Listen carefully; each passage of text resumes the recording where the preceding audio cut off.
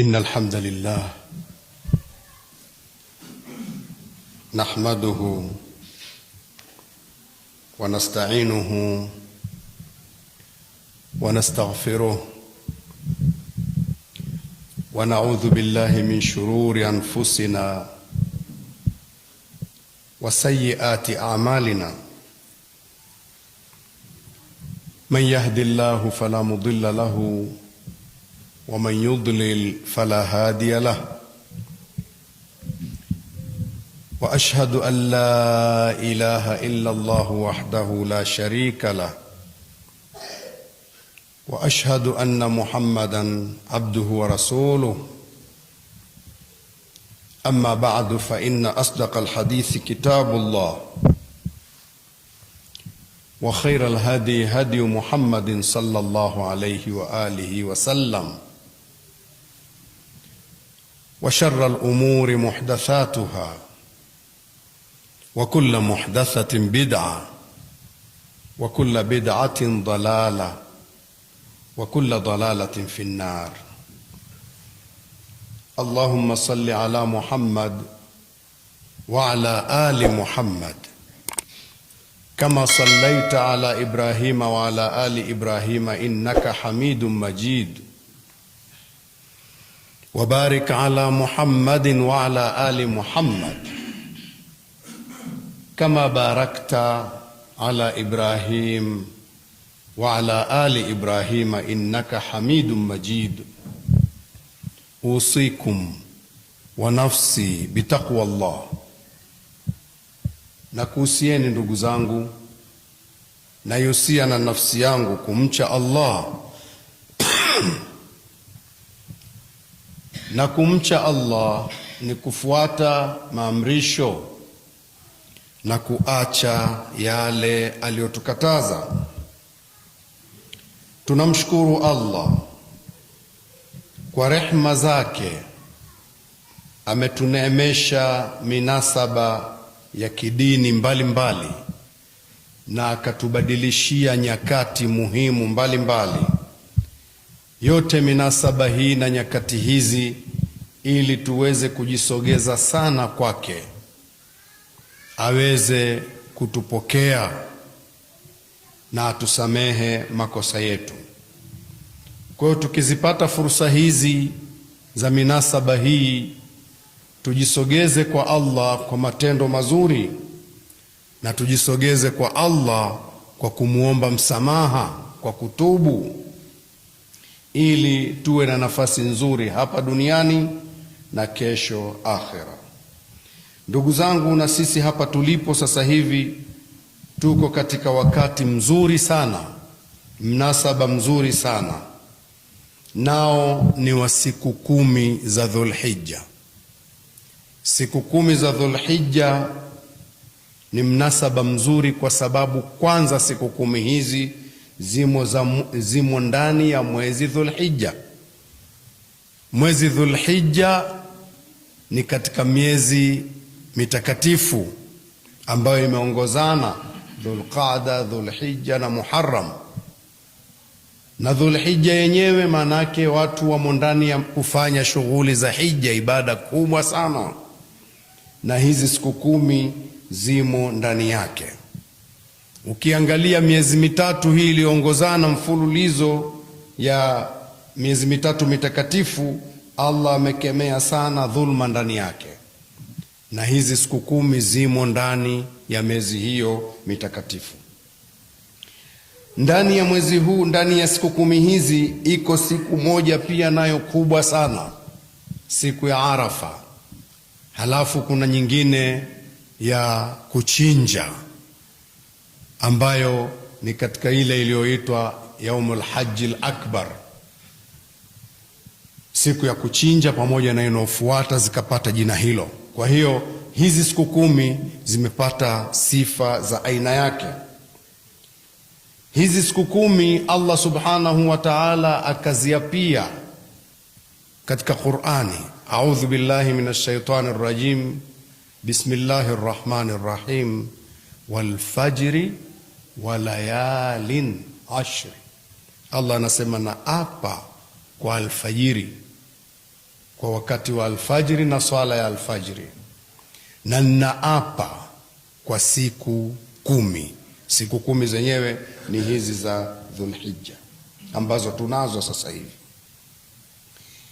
Imekuja hadithi katika aliyosimulia Ibn Abbas radhiyallahu anhuma, imepokewa na Imam Bukhari. Qala Rasulullah sallallahu alayhi wa alihi wasallam, Mtume anasema sallallahu alayhi wa alihi wasallam, ma min yaumin, hakuna siku, ma min ayamin, hakuna siku ambazo alamalu salihu fiha, matendo mema ndani ya siku hizo, ahabbu ila Allahi min hadhihi alayam, matendo mema yatakuwa yanapendeza sana katika siku hizo kushinda matendo mema yatakayofanywa ndani ya siku hizi 10. Maneno makubwa sana. Hakuna siku ambazo mtu akifanya matendo mema yatapendeza sana mbele ya Allah matendo hayo mema hayo kuliko yakifanywa matendo mema hayo ndani ya siku hizi 10. Hapo hapo piga mstari. Matendo mema yoyote yakifanywa kwenye siku zozote, yakifanywa kwenye siku hizi 10 yanapendeza zaidi kuliko siku hizo nyingine. Masahaba wakauliza katika hayo matendo mema, walal jihadu fi sabilillah, hata ile jihadi ya mtu kwenda kufa ile akawa ametoka kwa ajili ya Allah. Mtume akasema walal jihadu fi sabilillah, hata jihadi pia fi sabilillah itashindwa ikifanywa siku nyingine, na siku hizi 10 ikifanywa matendo mengine haya yatakuwa ni bora kushinda hata jihadi ya siku nyingine. Yani matendo mema ya siku hizi 10 yatashinda hata jihadi iliyofanywa siku nyingine. Illa, Mtume akamalizia, illa rajulun, isipokuwa mtu kharaja bimalihi wa nafsihi, aliyetoka na mali yake yote na nafsi yake akashiriki jihadi, thumma lam yarji min dhalika bishaiin, kikawa hakikurudi kitu, yeye hakurudi na mali zake zote hazikurudi, huyo labda. Hivyo basi ndugu zangu, tukiangalia maneno haya yanatoa taswira kubwa sana. Tendo lolote jema unalolijua ukalifanya siku yoyote ile unaoijua, na ukilifanya katika siku hizi 10, kwenye siku hizi 10 tia tiki liko juu mno. Tuwe makini. Hadithi nyingine, mama Hafsa ummul mu'minin radhiyallahu anha anatuambia, arba'un lam yad'ahunna Rasulullah sallallahu alayhi wa alihi wasallam, kuna mambo manne Mtume sallallahu alayhi wa alihi wasallam hakuacha kufanya mambo haya manne. Akayataja: siyamu yaumi Ashura, kufunga siku ya Ashura, Mtume alikuwa anadumu kufanya hivyo. Wal ashra, na kufunga katika siku hizi 10. Hazifungwi zote 10, lakini kufunga katika siku hizi 10. Manake ukisema kufungwa 10, hazifungwi 10 siku ya Eid, huwa hawafungi watu. Kufunga ndani ya siku hizi 10. Wa 3 ayamin min kulli shahr, na kufunga siku 3 katika kila mwezi, 13, 14 na 15, ayyamul bidh, hizo Mtume alikuwa akizifunga. Warak'ataini qabla alghadat, na hakuacha Mtume kuswali rakaa 2 kabla ya swala ya alfajiri. Kwa hiyo haya ni mambo Mtume alikuwa akidumu nayo. Tukitaka na sisi kumuiga Mtume sallallahu alaihi wa sallam, tufaidike duniani na kesho akhera, tudumu na mambo haya. Katika hadithi hii siku 10 zimetajwa na Mtume alifunga nazo ndani ya siku hizi 10, alifunga ndani ya siku hizi 10. Naam, kwa hiyo mtu asije akapata wasiwasi akaona hivi Mtume alifunga, maana tunasikia kuna watu wanafunga kuanzia ikianza tu wanafunga mpaka inafika 9. Mtume naye alifunga, msipate wasiwasi kwenye hilo. An Ibn Umar radhiyallahu anhuma, Ibn Umar naye anatusimulia anin nabii sallallahu alayhi wa sallam, kutoka kwa Mtume sallallahu alayhi wa sallam anasema, amesema Mtume sallallahu alayhi wa sallam, ma min ayamin a'zam wala ahabbu ila Allahi al'amalu fihinna, hakuna siku ambazo ni kubwa sana. Nini kubwa? Na zinapendeza sana nini? Ila Allahi, kwa Allah.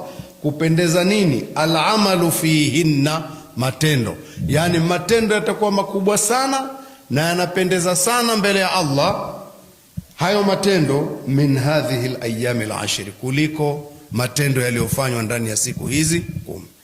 Matendo yakifanywa ndani ya siku hizi 10, matendo mema mbele ya Allah ni makubwa mno na yanapendeza mno.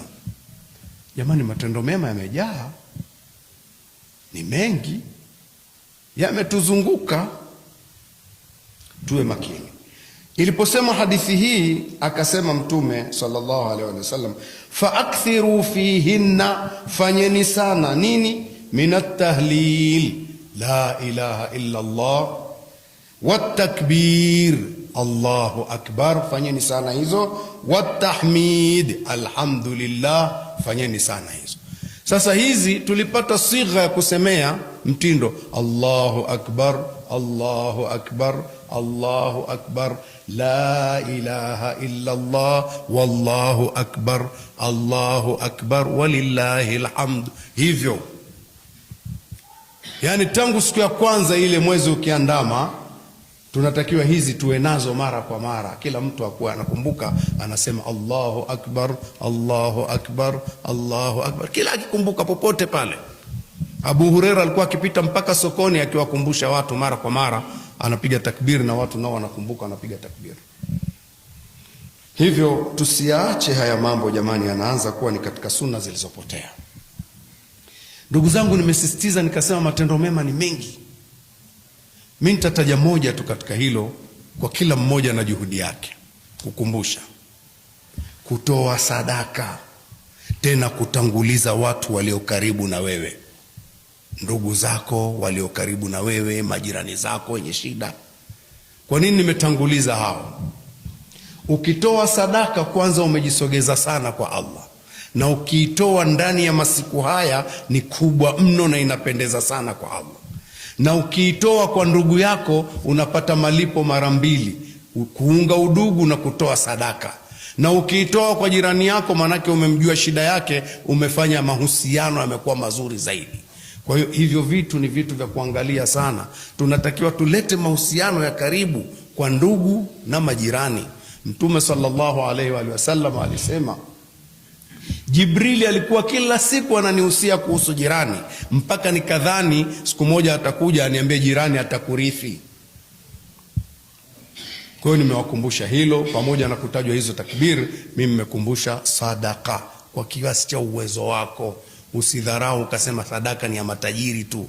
Hapana, kwa kila mtu. Sadaka zinafuta ghadhabu za Allah subhanahu wa ta'ala. Sadaka ni sababu ya kupona wagonjwa wetu. Sadaka ni sababu ya kuunganisha udugu.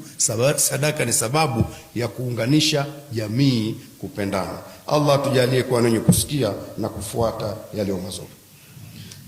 Barakallahu lana bilqur'anil azim wa nafa'na bisunnati nabiyyil karim. ادعوا ربكم وأنتم موقنون بالإجابة واستغفروه إنه هو الغفور الرحيم. استغفروا الله. الحمد لله والصلاة والسلام على رسول الله نبينا محمد صلى الله عليه وآله وصحبه ومن تبعهم بإحسان إلى يوم الدين. أوصيكم ونفسي بتقوى الله.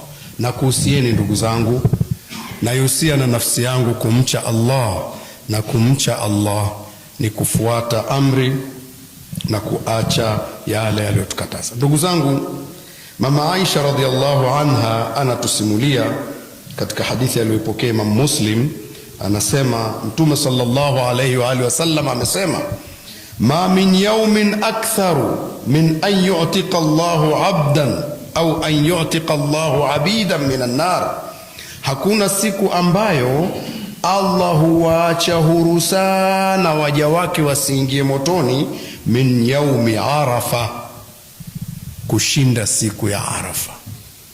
Siku ya Arafa. Wa innahu la yadnu, na kwa hakika Allah husogea akawasogelea waja wake, thumma yubahi bihimul malaika, kisha akajifakharisha kwa waja wake hao, kwa malaika, akawaambia malaika, ma arada haulai, wametaka nini hawa kwa mambo haya wanaoyafanya? Wanataka nini kwangu? Ishhadu malaikati anni qad ghafartu lahum, shuhudieni malaika wangu kwamba mimi nimewasamehe.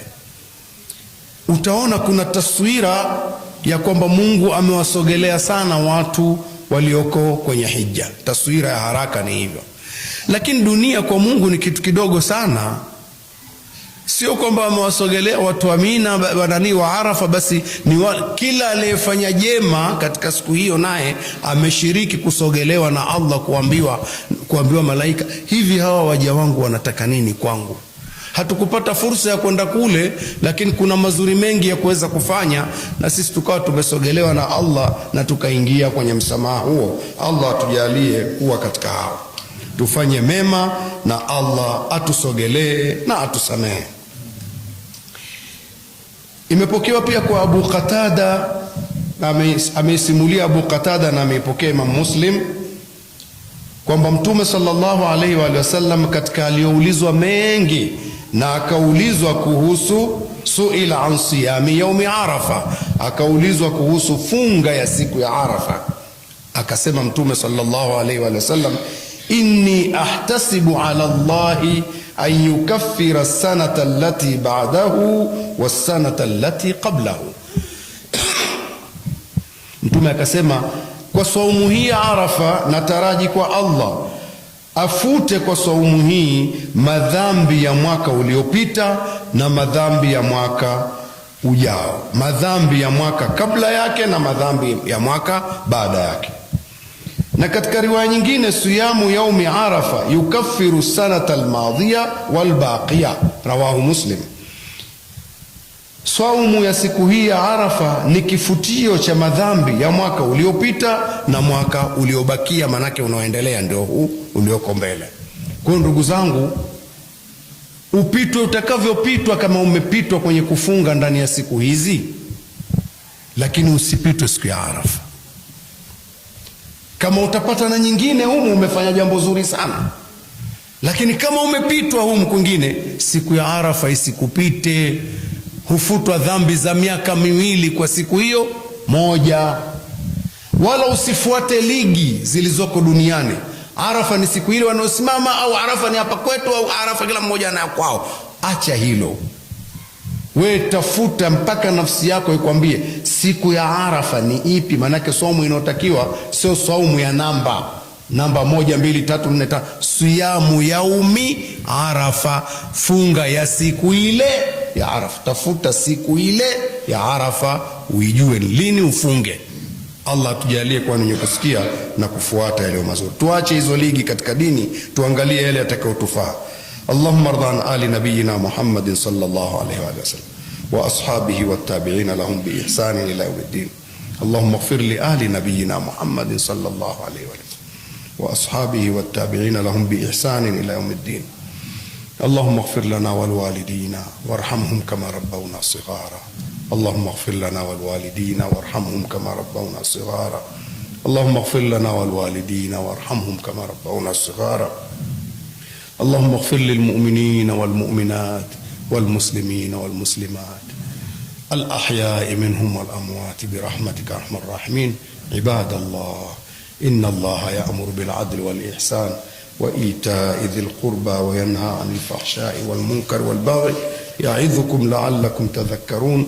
فاذكروا الله يذكركم وادعوه يستجب لكم واسألوه من فضله يعطكم ولذكر الله أكبر والله يعلم ما تفعلون. قوموا إلى الصلاة يرحمكم الله.